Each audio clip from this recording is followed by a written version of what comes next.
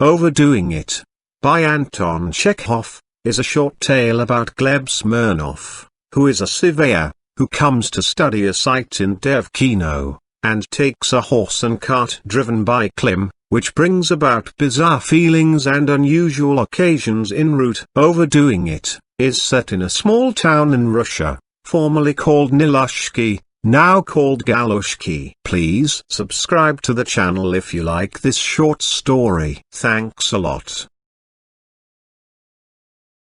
Overdoing It. GLYEB Gavrilovitch Smirnov, a land surveyor, arrived at the station of Gnilushki. He had another 20 or 30 miles to drive before he would reach the estate which he had been summoned to survey. If the driver were not drunk and the horses were not bad, it would hardly be 20 miles, but if the driver had had a drop and his steeds were worn out, it would mount up to a good 40. Tell me, please, where can I get post horses here? The surveyor asked of the station master. What, post horses? There's no finding a decent dog for 70 miles round, let alone post horses. But where do you want to go? To Devkino, General Hohotov's estate. Well, yawned the gendarme, go outside the station. There are sometimes peasants in the yard. There, they will take passengers. The surveyor heaved a sigh and made his way out of the station. There, after prolonged inquiries, conversations, and hesitations, he found a very sturdy, sullen-looking pockmarked peasant, wearing a tattered grey smock and bark shoes. You have got a queer sort of cart, said the surveyor, frowning as he clambered into the cart. There is no making out which is the back and which is the front. What is there to make out? Where the horse's tail is, there's the front,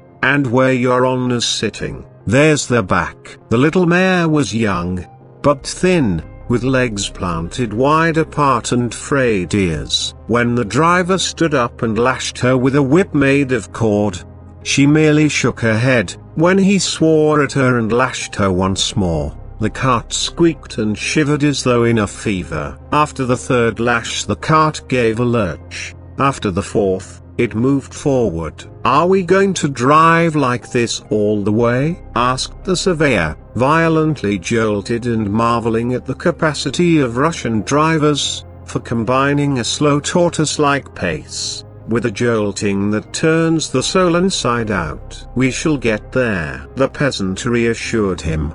The mare is young and frisky, only let her get running and then there is no stopping her. No, ow, cursed brute. It was dusk by the time the cart drove out of the station. On the surveyor's right hand stretched a dark frozen plain, endless and boundless. If you drove over it you would certainly get to the other side of beyond. On the horizon, where it vanished and melted into the sky, there was the languid glow of a cold autumn sunset. On the left of the road, mounds of some sort, that might be last year's stacks or might be a village, rose up in the gathering darkness. The surveyor could not see what was in front as his whole field of vision on that side was covered by the broad clumsy back of the driver. The air was still, but it was cold and frosty. What a wilderness it is here, thought the surveyor, trying to cover his ears with the collar of his overcoat. Neither post nor paddock. If, by ill luck, one were attacked and robbed, no one would hear you, whatever uproar you made. And the driver is not one you could depend on. What a huge back.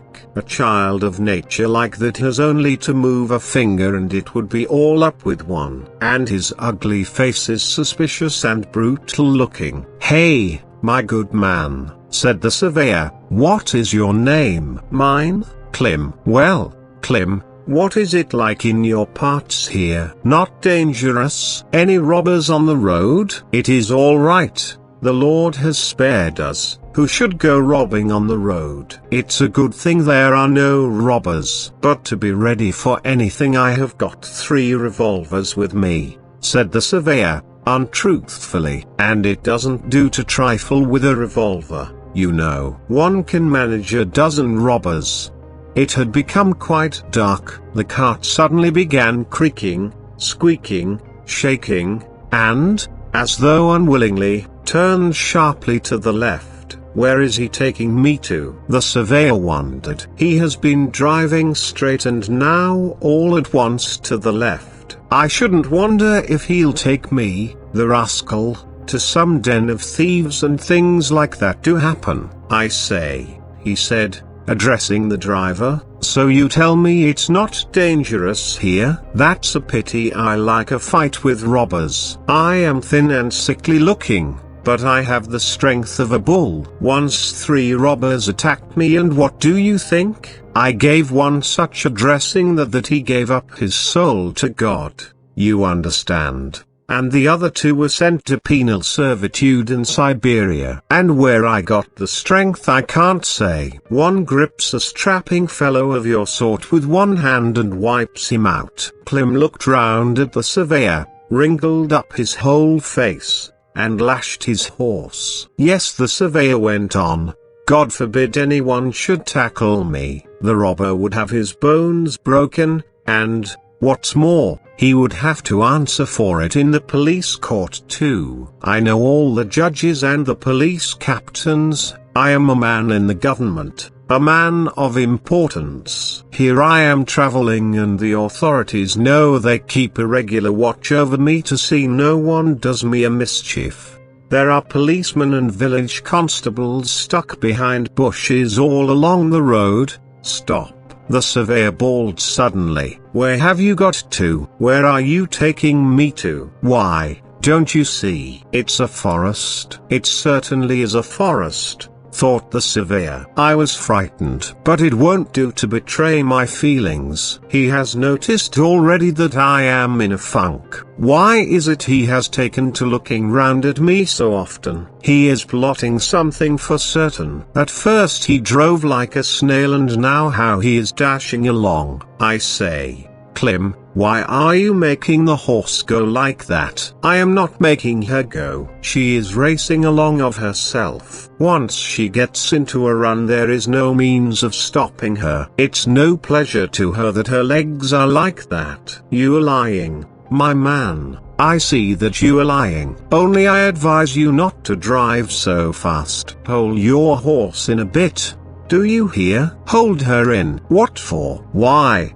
Because 4 comrades were to drive after me from the station. We must let them catch us up.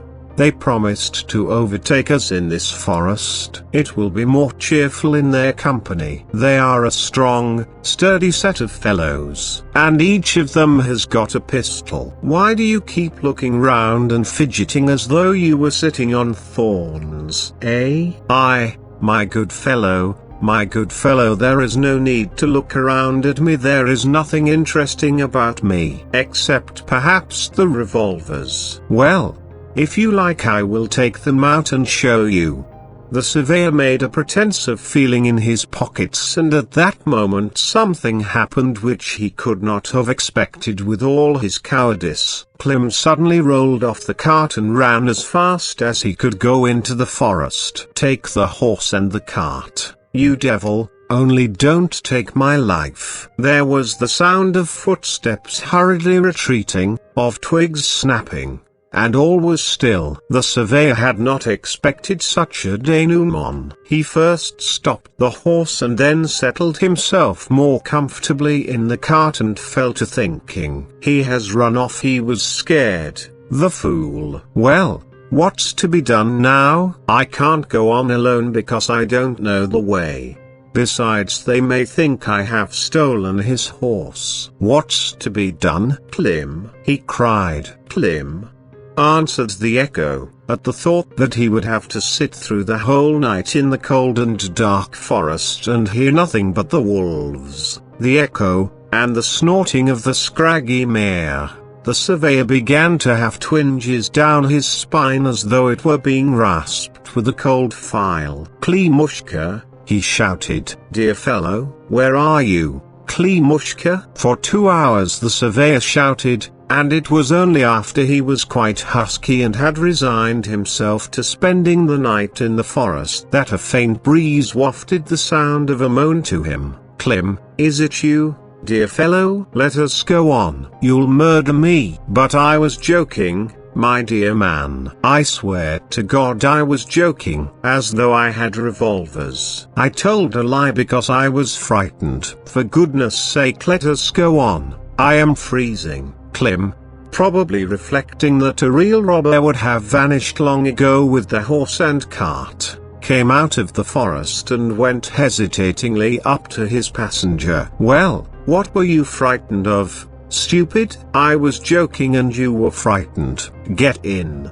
God be with you, sir," Klim muttered as he clambered into the cart. "If I had known I wouldn't have taken you for 100 rubles. I almost died of fright." Klim lashed at the little mare. The cart swayed. Klim lashed once more and the cart gave a lurch. After the fourth stroke of the whip, when the cart moved forward, the surveyor hid his ears in his collar and sank into thought. The road and Klim no longer seemed dangerous to him.